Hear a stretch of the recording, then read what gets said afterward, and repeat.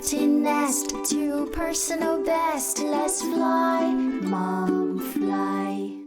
Hi, everyone, and a warm welcome to the Fly Mum Fly podcast. I want to say a big hello to everyone in the Inspired Empty Nest Mums group who is able to join us live today. We will have an option for you to all call in and ask questions as needed, and the link should be in the Facebook page. Hopefully, fingers crossed, this is all working as it should be. Sometimes technology does have a mind of its own, but I had major OCD with the links and I went back and I checked and I checked and I checked. So hopefully this is coming through to you live in the Facebook group. This is something new that we're doing today. First of all, we're coming to you live, but secondly, I'm kind of switching things up a bit.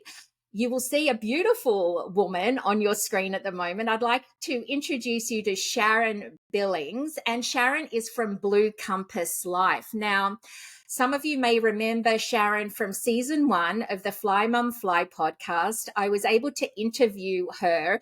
She is a nomadic empty nester, traveling around the world, traveling the country, doing amazing things. And she's also now helping women in transition, just like me, just like you. So normally I'm the one doing the interview, but today Sharon has very kindly decided that she would help me out by interviewing me about the post-nest plan, because it's one thing for me to tell you, it's one thing for me to tell you all, typing away within the group and you know, on socials about it.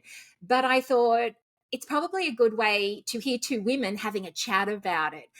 After we have the chat about the post-nest plan, we're going to talk to Sharon about what she's doing and the amazing impact that she's making on women's lives in the empty nest phase. So, Sharon, I want to say welcome, and I'll hand it over to you. Well, thank you, Bobbi. Thank you so much for, letting me experience this with you. I'm super excited about your book and just everything you're doing for the empty nester mom community, and so I'm happy to be here to have this conversation. So thank you. Thank you. I really appreciate that, because it's one thing to write a book. And interestingly enough, I kind of had a bit of imposter syndrome going just before I released it. Was it good enough? Was I good enough? Does anyone need to hear this? Is it just stuff that I have milling around in my own mind, but it's not going to make sense for anyone else? But in life, we often have to get over ourselves. And I just hit that publish button, and we just wait and see. We wait and see. But it is gaining traction, which is good. Oh, good. So that was my question. So now that, you had this experience, this imposter syndrome, but now it's a thing. It's in the world. People have it in their hands and are reading it. So how are you feeling now that you did this, you created this thing, and it's another way to support the community? Yeah, I only probably in the last few weeks started to get really positive about it. The reaction changed. And do you know why? And it's just silly, but sometimes I think people upstairs just go like, yeah, duh, Bobbi, like, you know what to do, just do it. So I think once I'd hit published, I still had a lot of fear around it, around, is it going to be good enough, and everything that I just mentioned. And then I did this post in the Inspired Empty Nest Mums Facebook group about a conversation with God. Like, what do I do? It's kind of not moving how I want it to move. And how do I trust myself? And how do I believe in what I'm doing? And in the last couple of weeks, it's just changed. So that's great. I am at the point now where, yes, I feel really excited. I mean, I always felt excited about the message, and it kind of gets me a little bit emotional because the message and the tools and the activities, I don't want to get too dramatic, but it pretty much saved my life. I was at rock bottom. 2 dreadful things had happened in my life, and I knew it worked. So to now have other people being able to share in that knowledge is pretty special. It makes me happy, Terry, Mm-hmm, for sure. mm-hmm. I get that. I get that. Well, one of the things that comes across so strongly is how much compassion you have for this audience. And I would imagine that comes from some of your personal experience, and that you have such, an enthusiasm to help, and you're doing that in a variety of different ways. So I'm curious about that leap from your own personal experience, and then how that led to, this is what I'm going to devote my life to. Yeah. So can you tell a little bit about some of the highlights of your experience and how that led you to this? Yeah, because there's always a start, isn't there? There's always that launch pad that propels someone into a particular path, and also a purposeful path. Mm-hmm. And I hope this story highlights that for people who are in a lot of pain, anguish, and turmoil at the moment, that pain and those challenges can really lead to something pretty special. It can sometimes we have to go through something to really pivot ourselves onto a different path, because given the opportunity to do that alone, we might stay in the safe, secure, and comfortable environment that we're in. So it was tough, but I'm glad I'm on it. In relation to how it all came about, I had actually done something like this before. So in 2009, I was divorced and I started again. In 2008, I had studied to become an accredited life coach and an NLP practitioner. And I started to help people, mostly women, but then I went through the divorce and I thought, well, hang on. I would really like to help women who are a reflection of myself, because that's what I know. And it's really important for me not to bullshit my way through this kind of work, because it's fake and false. And it's just so cringeworthy for me. I have to operate from who I am, or else I am of no value to anyone whatsoever. And come, say, what was it? Just over a year and maybe a half ago, I was a new empty nester. Now I'm in the United States with my husband for work, and we brought one remaining child from Australia over with us to finish high school. And she went through high school and went through COVID. And when she was 18 and a half and the lockdowns lifted in Australia, she said, I'm out of here. So I took her back home and came back, and the emptiness stuff, as all of us know too well what it's like. It was bad. At the same time, however, my last remaining parent in Australia, Dad, who had been mum and dad to 8 kids for 35 years, because mum died suddenly when I was 16. She had a stroke and left. Dad was at the end stages of cancer, and he was expected not to live long. So that was difficult in itself. It was hard dealing with the empty nest phase and hard dealing with Dad's death. I did go back a few months later to Australia and sat by Dad's bedside for the last 3 weeks of his life, camped out in the hospital and slept next to him on the last night of his life, which I'm actually really grateful for. But the little bugger, I told him, I'm just going home for a shower. Mind you, he was pretty much unconscious by then, but I knew he could hear. I said, you hang around. Went home, and an hour later I got a call saying he'd passed away. But I knew he was going to do this, and I'm sure he did it for my own benefit, but I just think, come on, Dad. So I came back to the US, and I had the empty nest grief and Dad dying, and oh my God, it was horrible. And one morning I was in bed and I thought to myself, how am I going to get up? I can't. I feel so heavy and so lost and just so helpless. And as voices in your head, I don't know if anyone else has someone themselves who talk to themselves or whatever. It said, you just have to get up, you have to start writing, you have to help other people. And I had done this before initially with my divorce. And I thought, oh, okay, God, that's a lot of work, but I'll start. I'll make a start. And I always knew because I don't like being on my own, empty nester in the US. I don't really like being on my own. I really love connection. And I just knew if I'm going to help myself, I want to help other women too. And there is no way the pain is that bad, was that bad for me. And being so isolated from my family that, and it just makes my heart feel so sad when I talk about it. But my mission, and this is not bullshit, it is I do not want any mother in this situation to be left behind. Yeah. I think we all need to know there's a space and there's somewhere for them to go and connect themselves. Yeah. Yeah. I think that's so important. And there's so many connections I'm seeing to your book and hearing your story too. Right. So how would you describe when you get to the book and you're thinking, how do I start? How would you describe your approach to this? Well, the book in itself is divided into 3 sections. Now, I'm talking about someone whose nest has emptied. There would be a different way to do it if you're a soon-to-be empty nester, and I'll explain that later on. I would approach it as it's written, especially part 1 is all about acceptance. So the book is divided into 3 parts, 3 A's for change: acceptance, awareness, and action.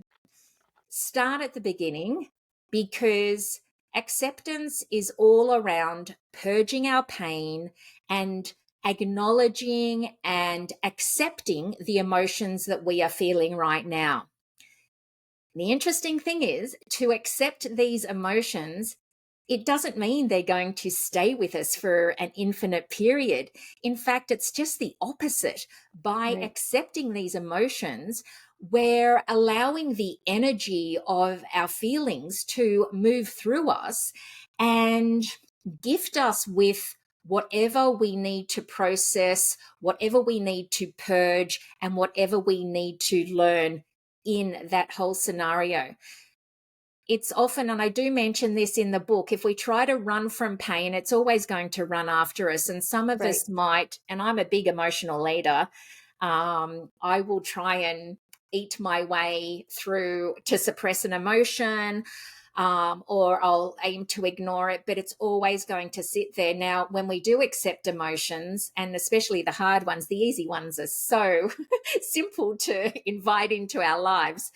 The difficult emotions, once we accept, they will sit with us, and it's a strange feeling. It's a heaviness, but it's neither bad nor good. It's just strange and unfamiliar. And I find that, for me anyway, it doesn't tend to hang around too long. I sit with it, I accept it. I'm not freaking out because I'm not trying to run from it. I'm not angry about it because I've invited it in.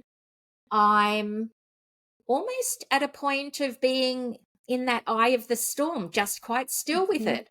And then it will travel and it will do what it needs to do, because emotions are energy and it has to go somewhere. So if we let it do its job, it will move through us. But I think especially for mums whose homes are now empty, you start with part 1. And so when you talk about that and you talk about the emotions, I, for sure have experienced that myself. But the thing that I see with clients and with friends the most is just this like overwhelming loss of identity. Yeah. Yeah. And feeling like my whole identity, and this is what they tell themselves, or what we can tell ourselves. My whole identity has been wrapped up in being a mother. And my belief about being a good mother is this. And now I don't have that. So there's this huge sense of loss just around your own sense of identity. And so like there can be this, I just see so many people so stuck in it and kind of wallowing in that. And I'm curious, like I hear you saying, and I agree with you in terms of the value of acceptance, but if we use that example Like, what does that look like? How do you help that mom who's just so wrapped up in a loss of identity and the grief of the loss of that identity? Yeah. I think it's really important that this book will not fix you. Mm-hmm, You and your mm-hmm, choices will fix you. mm-hmm, mm-hmm. It's a guide. So for instance, if you went to your doctor and said, I'm feeling really down, and they said, well, I'm going to prescribe some antidepressants. If you didn't take them, Right. then it's not going to be of any worth. The book and other resources that we've got going on within the Inspired Empty Nest, especially the 21 Days Together podcast, it's going to walk you through. It's going Mm-hmm, to offer understanding. I would suggest for those who are so incapable at the moment, and that's okay, is to just have a read, have a glimpse. Don't do mm-hmm, anything, just read, because mm-hmm. seeds are going to be planted. And it's absolutely okay for you to honor the space you are in at the moment. If it Yeah, takes 3 months to move through the grief enough to start doing an exercise, then it right. takes 3 months. But I will say, and you and I working in the field that we do, we can offer the guidance, we can offer the tools, knowledge, and the resources. But at the end of the day, it's really up to the individual to say, I choose to be more than the empty nest challenge I am experiencing. Mm-hmm. Now, the good thing is with even saying that out loud, even if you don't necessarily believe it yet, I so often find that when I make a statement of intent, that energetically, spiritually, from God, whatever you want to call it, wheels start turning, things Mm-hmm. start shifting. And Mm-hmm. you'll be Mm-hmm. surprised that something will happen or you'll feel differently. Setting the intention is a really powerful tool, even if you are not in the space to fully Right. work through a book at this very point in time, Yeah. because it can alter other perceptions around you, or you can have a brighter day, or you may come across someone who says something that is profound for you. There Yeah. are benefits in merely setting an intention. Mm-hmm. I love that approach, Bobby. It's like, I don't have to go into this and be ready with, pen and paper and I'm going No, to do everything. no. It's just pick it up, give it a browse, kind of see what's landing, what's not landing. What are you ready to explore? What are you not? And because of the way you've organized it, you can like put it down, come back to it, Sure. do an activity, reflect on that, maybe have a conversation with someone around that. So the idea of just, you don't have to make this big commitment. Oh, Just no. pick it up and Yeah. just see like something, doing something. The other thing that really resonates with what you're saying, and so it's related to something I read in the book around, I choose to be more. Mm, Like that word choose, mm, the choice part is massive. mm-hmm. And I think that sometimes when you're so deep in that emotion, you don't feel like you have a choice, Yeah. Yeah. And one of the things you wrote in the book that really stuck with me is how you were talking about shining a light. And like, if you have a flashlight, I'm Yeah. a visual learner. So that real, like I can feel that vision of, if I'm shining a light on my identity, what's going on with my identity, I feel lost, and I'm shining all of my light there, then all of my attention and all of my action and everything's going to follow that. Mm-hmm. But we can choose where we are shining the Mm, light. mm, mm. So that choice, I think understanding that you have choice when you're feeling in that, dark place is so empowering, but can also feel impossible Yeah. sometimes when you're so in it. Yes, definitely. And it goes back to, even if you said one promising thing about yourself every day, or Yeah, something that you wanted at some point, it's an effort, meaning, sorry, it's not hard work effort, but you're putting effort into something, you are right. taking action, you are stating something. And I personally cannot discount the way universal energy works, because it either works to my favor or not in my favor every single moment of my life, according to the beliefs I hold, the thoughts I'm thinking, the emotions I'm choosing, the action I'm taking. All of those will produce that outcome. Yep.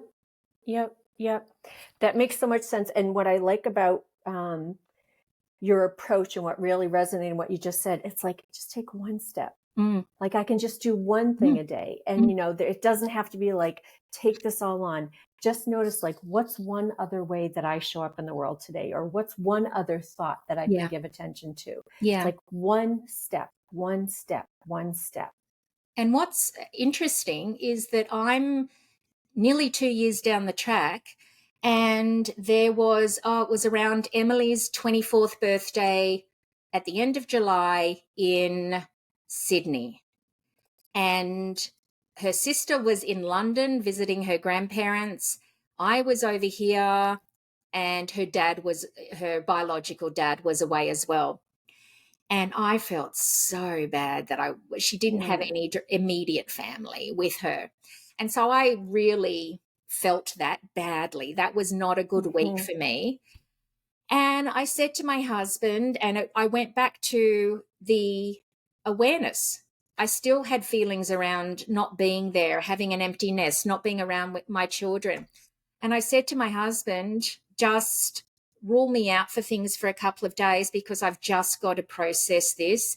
And I invited the feeling in, and it would have lasted about 3 days. I was learning more about myself. The nice part is that you learn more about your capacity to love your children, that you think you love them a lot, and then you're surprised because next time you think about it, you love them even more than that.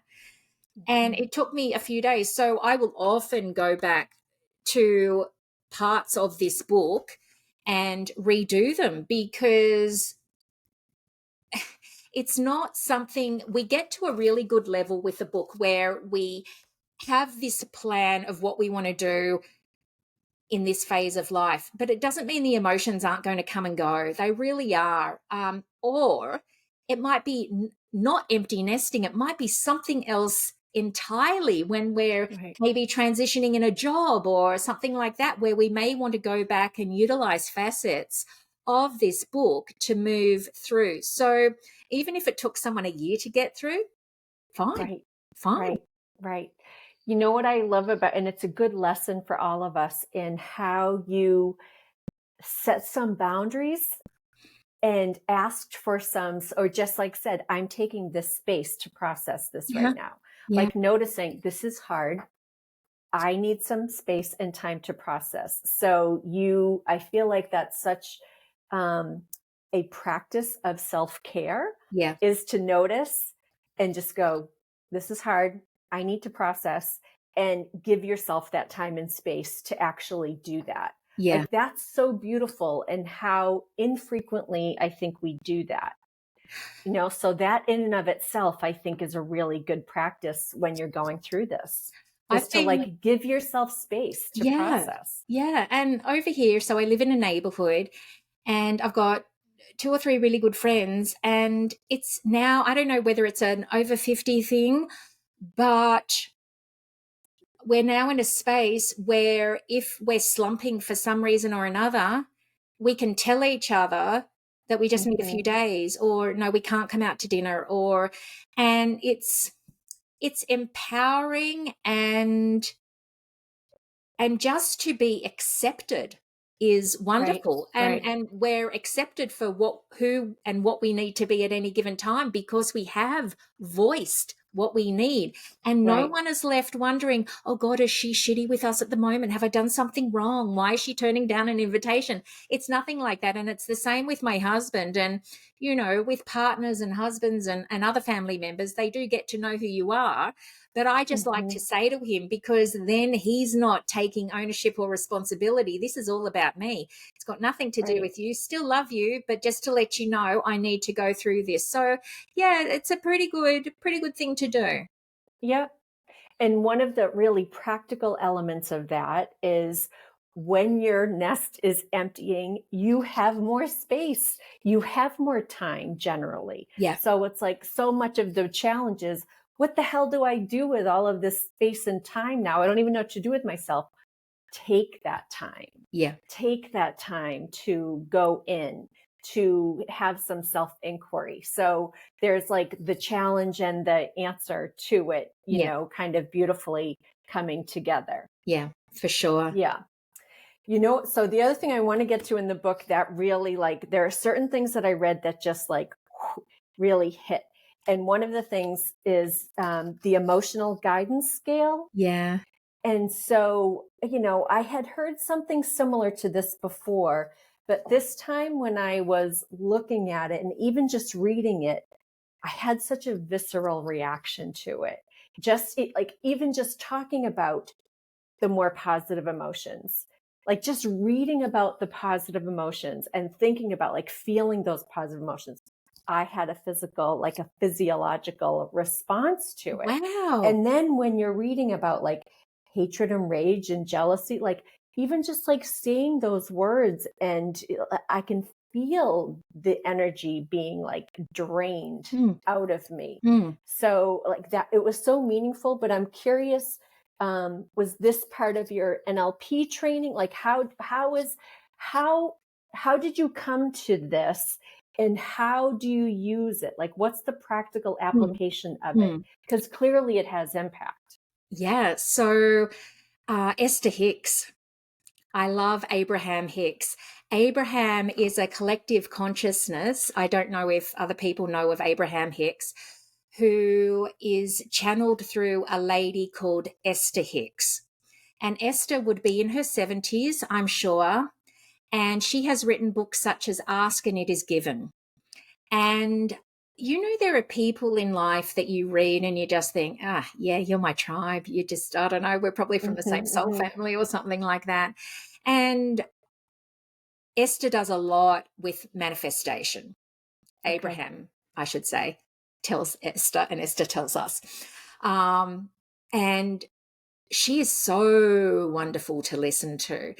And I first came across her many years ago, and she's always stuck with me. Probably Abraham Hicks and Wayne Dyer. And I got to meet Wayne in Sydney and give him a copy of my first book way back when, before he died. And God, he was lovely. Anyway, so the emotional guidance scale has really stuck with me because I am visual, as you said, and mostly as women, we are visual. So we need to kind of have an image in our mind that we can refer to. And it's interesting when you're feeling out of sorts emotionally to maybe have a look and identify. And it's funny because you will read through and one will jump out. One will say, yeah, this is me that you're feeling at the moment. And then, so for instance, if I was feeling jealous, I could identify that that's the feeling I'm feeling. I could understand who or what I am jealous of. I would then think about, why do I think I'm lacking? What is it about my beliefs from the past or the evidence that I've had in my life that would cause me to believe that I'm lacking? Because that my belief is that that's what jealousy is based on, that there is not enough. So why would I not be trusting that there isn't enough to go around when we live in an energetic space, so we can't contain that? And what belief or thought or person or situation is it linked to? Why would I be feeling this way? And then I can see that that's all about me. And I can actually maybe remind myself that what I thought way back 20 years ago when so-and-so took this away from me and I decided to believe that I didn't have enough, maybe I can work on that feeling of lack. So therefore that will help the emotion of jealousy. And not only that, I can then look at the emotional guidance scale and think, well, what could my next step be? And like you said before, it's not taking these giant leaps. It's about, well, what's one small thing I can do today? And I can look at maybe the emotions that are, a couple of rungs on the emotional guidance scale above jealousy. What can I aim for today? Even if it's an indifferent emotion, that's got to be better than feeling that, because when we feel these lower, dense vibrational energies, it's not doing us any good physically. It's going to harm our health, and it's just not good for us overall. So I want to aim to get back up to that top as fast as I can. But with climbing a ladder, and my friend Andrea talks about it as the ladder, when climbing that ladder, we can really only do safely one rung at a time. That will ultimately get us higher and higher. So it's about picking a better serving energetic vibrational frequency, and that's through a better serving emotion. And I think the key is first pausing to recognize that you're having that lower energy emotion. And I think that's one of the hardest parts when you are in that lower emotion, like awareness, is not, as heightened as it could be. Yeah. So, but it's like, if you can notice it and then know just what's one thing I can do. I don't need to shoot to the top. What's one thing I can do to just like get myself up and know the impact of it? Yeah. Because it's like, I'm sad. I'm just going to feel sad. I'm going to feel jealous. I'm going to feel this. You can feel whatever you want. But to your point, no, it's having an impact on you. Yeah. Yeah. And again, it goes back to choice. If you feel sad and you want to feel sad, then stay sad. But if it's feeling really uncomfortable, there is a way to do something about it. Right. Yeah, I agree. And, the folks that we're working with are folks that are going to want to improve, to want things to be better, Yeah. And there are folks who will choose otherwise to just like stay in their sadness. And that's a choice. But I feel like that's just such a shame, because this life is so, there's so many wonderful opportunities for what we can do post-nest. Yeah. And it's funny because one really good and easy way to improve your emotion is through appreciation and gratitude. And also changing your physiology will change your psychology. So, and I think I mentioned both of those in the book. First of all, so physiology changes our psychology. So if we are feeling absolutely horrible, and sometimes I'll sit here and something has bothered me that day, and I'm typing away and I'm irritated, and I know I'll have to jump in the car, go somewhere else, go to the shops, just even go outside, sit in my garden. Water the garden is a really good thing. It doesn't have to be grand, but just to remove yourself from that space, from that environment, and get outside is pretty good. Or even if you can't go outside because the weather's too harsh, put on some good music, just change that atmosphere, and then that's going to alter your psychology for the better. But another thing is to look for ways in which you can appreciate and gratitude, and do not say to me that I have nothing to be grateful for, because I call utter bullshit on that one. If you really get out of your own way, if you're of that train of thought, and look into how much we have, especially as residents, citizens of this country, my country, other countries around the world, we are so blessed. Yes, we might have challenges. However, what's going to help us right now in our emotional state is to go out and just look for the tiniest things. My bed is something that I'm constantly grateful for, because my mattress is so right for me, and I just feel so cozy and comfortable in that space, and my bedroom's exactly how I need it. Sorry, Frank, he doesn't, it's all about me. He gets one room in this house to decorate and the rest is mine. And so things like that I'm really grateful for.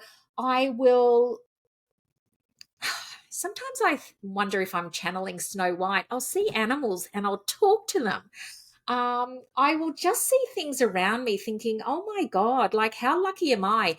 Things like turning on my washing machine. If anyone's ever been to Indonesia, you'll see these people are washing their sheets in the street, in their homes with buckets. And I remember going to Bali and then returning home and having washed our sheets in a washing machine and then hanging them out on the line to dry in Australia, thinking, wow, so lucky, so blessed. There are things that we can be grateful for, just technology, the utilities we have in our home, someone walking through the door at the end of the day, the neighbor that says hello. There are so many things that we can look at and say, well, I am grateful for that. That's going to alter our emotions. Right. And it goes back to, what are you shining a light on? You know, and it's the choice. And so if you're choosing to look for what I'm grateful for, you will find what you're looking for. You know, but if you're shining the light on, I have nothing to be grateful for, that's where you're going to stay. But you're right. There's always something. So to know that the practicality and the like deep benefits of that for us. And I love that you, I just want to share this before I forget. I love that you mentioned the relationship between the psychology and the physiology, because that stuck out. And I know I believe in, and I know this so much, you know, in our world, talking about the mind, body, spirit. But the way that you talk about it is in a really practical way. Oh, good. You know, like the mind, body, spirit, but because of the physiology, because of the psychology, like there are scientific ways that those things are connected. Yep, for sure. So that the practicality of that I loved.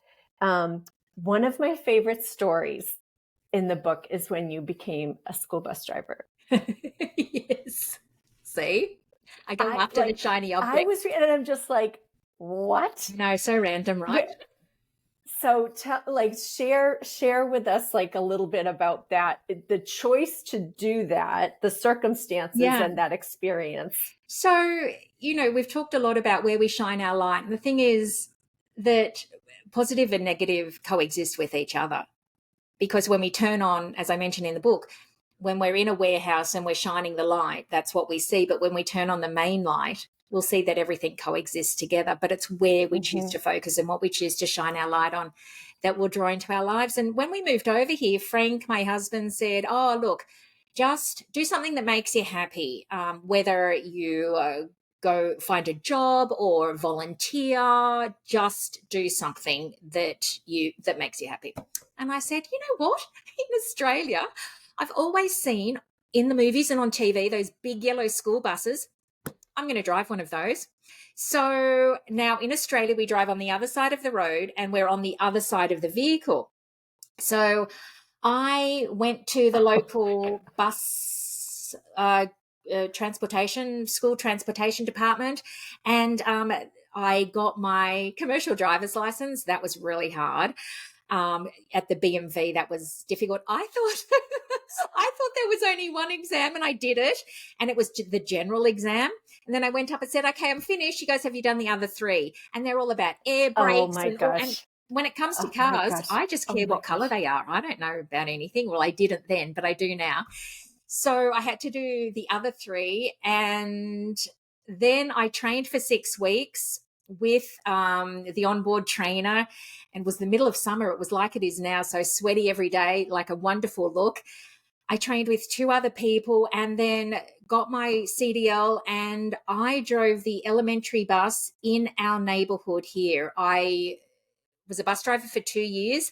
Then I had to stop because then that time came where Dad was sick and I had to take my daughter back, and you really have to commit yourself if you're going to do that. So I resigned from that job, but it was one of the best jobs I've ever had. It was a great way to assimilate myself into this neighborhood and into our town, get to know what the Americans are really like. You know, you're at the grassroots level of what's happening in town. The other people I worked with were great. It wasn't always rosy, but again, it was all back to this choice. So I did 2 hours in the morning and 2 hours in the afternoon because that's all I wanted to do, and drove the elementary kids. Our bus 31, became the Kind bus. We would do donation drives. We would have student of the week. We would tell jokes. I had a megaphone because often we'd have to sit and wait for release. So we'd put on songs and we'd all be singing and dancing in the bus. It was one of the highlights of my life. I loved it because you can choose to make it what you want. You can bring to your own personality into that job. I loved it. And I especially one day we had it was public school having a day off for some reason, but the Catholic school was in session, and I only had two little girls, two little kindergartens, Lydia and Amelia, to pick up. And so I decorated my bus with all streamers. I got them princess things from Dollar Tree, like crowns and sashes and everything. And I gave them, they had little bracelets. I asked permission, was allowed to give them a cupcake each. And we sang the lyrics from Frozen all the way home. And those two little girls now, 2 or 3 years on, still remember the princess bus. But God, life is what you make it, honestly. That just makes me happy to remember. And you never know. Like it can, there's so many things I loved about that story, and love even more in you telling it here, is that you don't know where it's going to go. You don't know what it's going to look like, but just try it, see what happens. Yep. And then there are so many things that, like, you learn something new, you challenge yourself. You wanted to acclimate into the American culture. Holy cow, did you?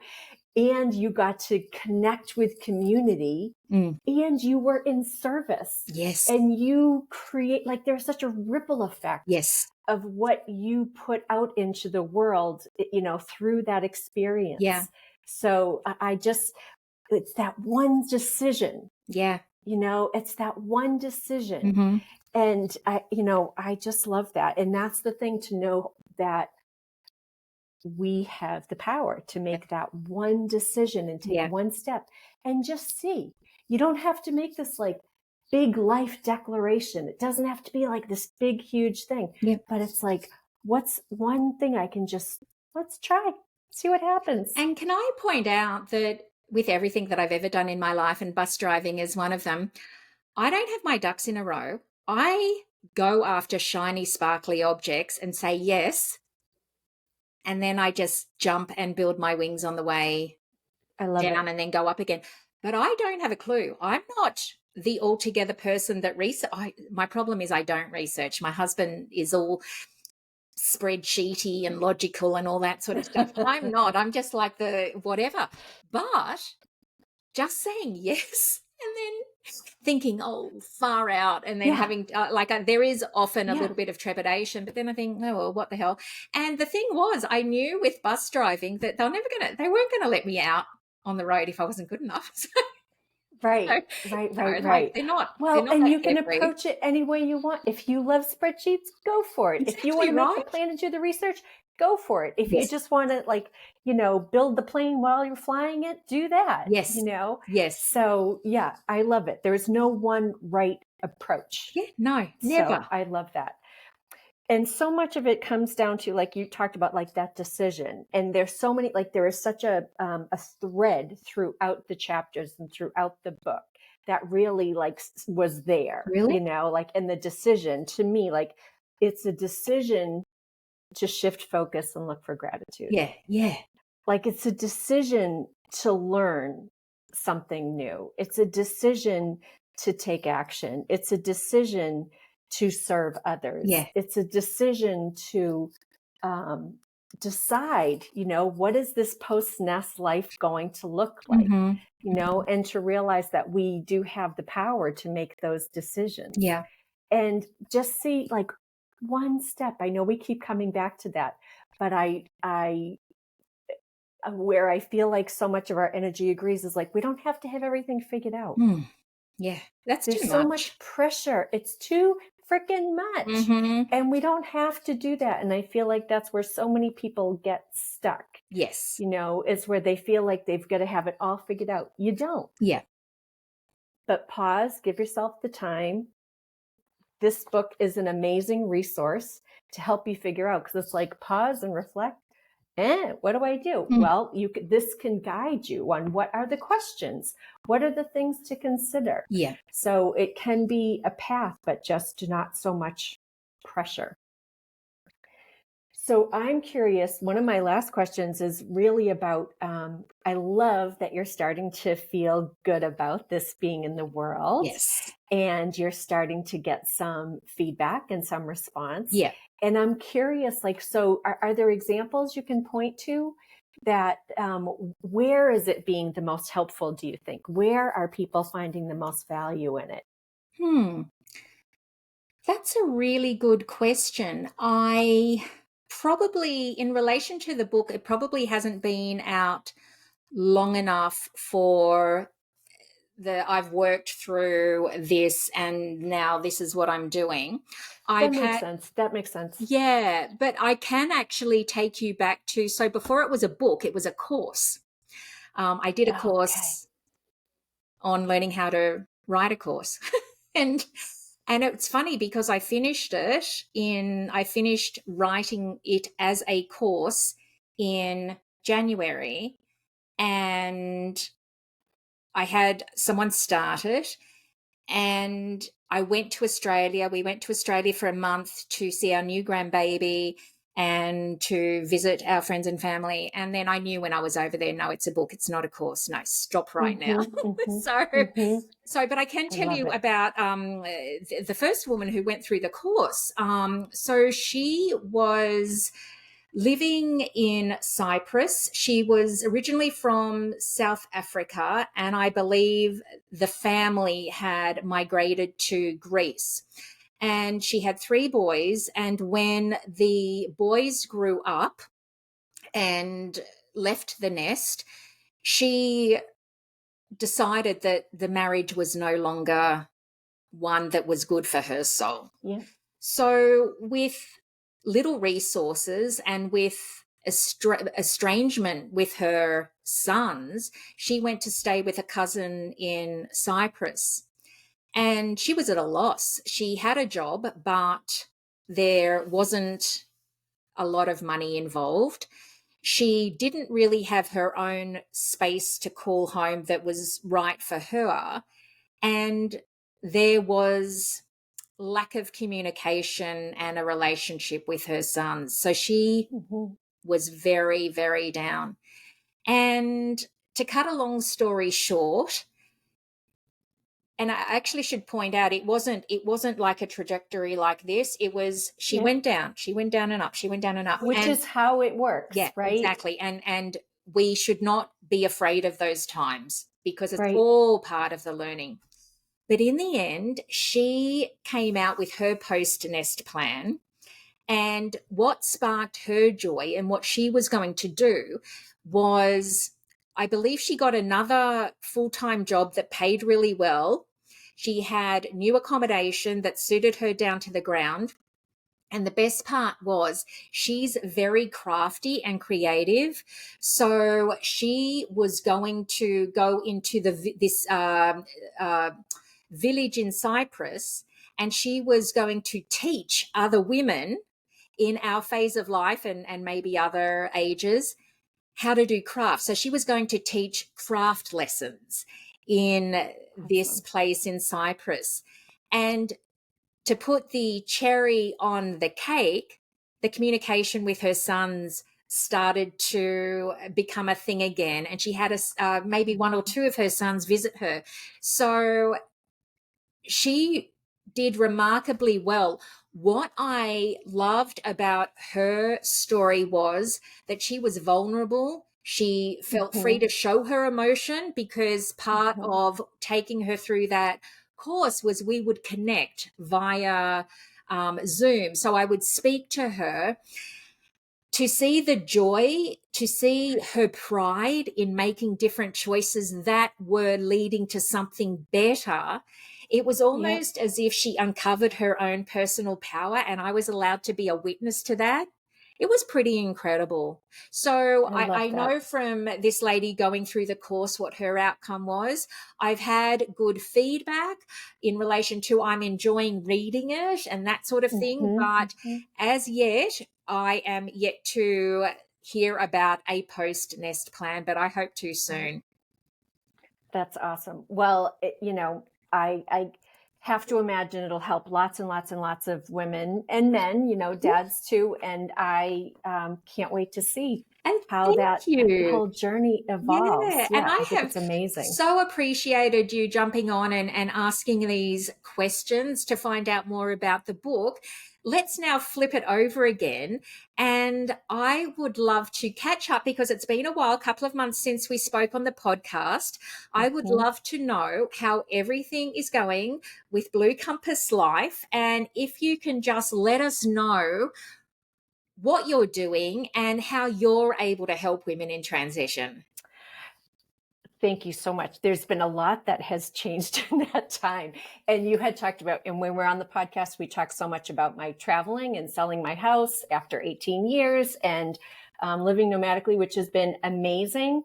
But I've actually made a decision because I'm so excited about what's happening with Blue Compass and this. I can't do both at the same time and like have any kind of energy at the end of the day.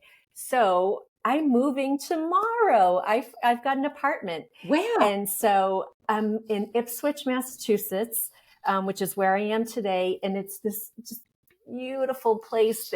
It's near the beach. It's got farms. It's got woods and hiking in this cute little downtown. So I'm just so thrilled to be here. And, I'll get back out and travel, but I wanted to stay still for a while. And I'm renting, like I owned a house for 23 years and now like I'm renting and I couldn't be more excited to just like be in a space and not have to be, responsible for everything. So it's a totally different thing for me. I love that you're honoring where you need to be at the moment and happily doing so because you're really guided by your inner GPS, whether you're out on the road or back home. And each situation, it seems, really gives you something. When you're traveling, wow, you get a lot. But the look on your face when you were just talking about Ipswich, it's like, oh, this is perfect for you, sister.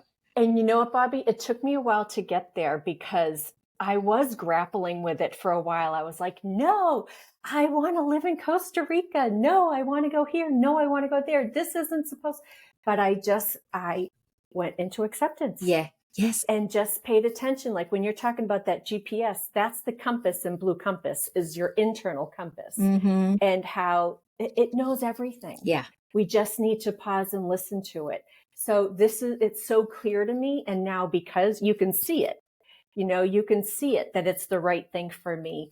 So I'm excited about that. And it's giving me the time and space I need to focus on my business and help women and dads and anyone going through this transition, especially right now. Like right now, we're going into September. This is when all these things are happening. So many people are dropping their kids off. So I'm actually launching a new course next week. Perfect. So I'm launching, and it's a free course. Wow. So it's a free course. It's 3 short modules, like 10, 15 minutes each. And so someone can just kind of ground themselves on where they are. So it's another approach. It's another resource. Yes. And I just feel like the more, the better, Perfect. for people to have to navigate. So I hope people will, maybe check me out on Instagram or my website. They'll be able to learn more about the course when it launches next week. Yeah, and definitely please put it within the Inspired Empty Nest Mums group, especially I think the fact that you said it's pretty short, and I'm referring to the fact that sometimes we get overwhelmed if we think we have to commit to too much. So this sounds perfect because that's my intention. Right size, and it's something that we can do that's not going to take away from our budget for that week, and it's just a tool for positive change. I love that. Are you also doing one-on-one coaching? I am doing one-on-one coaching. And so what I'm hoping, we could start coaching at any time. I meet you where you are.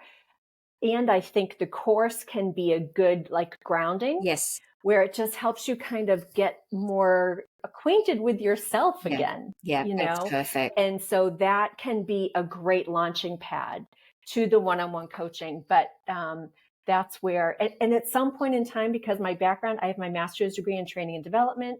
I'm a certified coach also through NLP practitioner through NLP Institute of California. And so it's a combination of ways that I want to help. Yeah. But I will at some point in time have an online library of courses for people to take on Blue Compass. Fantastic. Yeah. So, but right now it's the free course, and one-on-one coaching is really where I'm putting my attention, and I'm super excited. Excellent. That is great. Is there anything else that we can share about Blue Compass before we go today? How do we find you on socials? For asking. On socials, well, I have a Facebook group, but that's not really where I'm putting a lot of my attention right now. It's really an Instagram at Blue Compass Life is probably the best way to follow along and learn about my approach and content and, what's going on. And then, on my website, there'll be some updates and changes happening over the next couple of weeks. And can you tell us lastly what the website is? www.bluecompasslife.com. Easy peasy. We love it when we get those really good domain names where you don't have to put exactly and .info and exactly. Well, thank you so much. And I can't thank you enough for reading the book and asking me these questions, because as I said at the beginning, it's one thing for me to just type away on a computer, but hopefully today through a conversation, people are able to understand more of the essence of the book and what it's hoping to do. For everyone, it is the post-nest plan. It's it's out lots of notes and lots of ways. Scribble through mine. And in fact, this is one of the very first copies where Amazon didn't do the color correctly on the front, and I've since rectified it, but I keep getting copies in for myself, but then they're out the door because someone needs it. But this is good because I can scribble all through my own copy, and I love it. Yeah, but look, thank you so much, and I really appreciate it, and I know we're probably going to meet in person one day and do something joint together, whether it's a workshop or a speaking event or something like that. That'd be so much fun. Yeah, and thank you for providing so much great information yourself as well for listeners and women today. So to that, I will thank you again, Sharon, and how exciting with the move. Have fun in Ipswich, and to all our listeners, so appreciate you being here, and we'll catch you next time on Fly Mum Fly. From empty nest to personal best, let's fly, Mum, fly.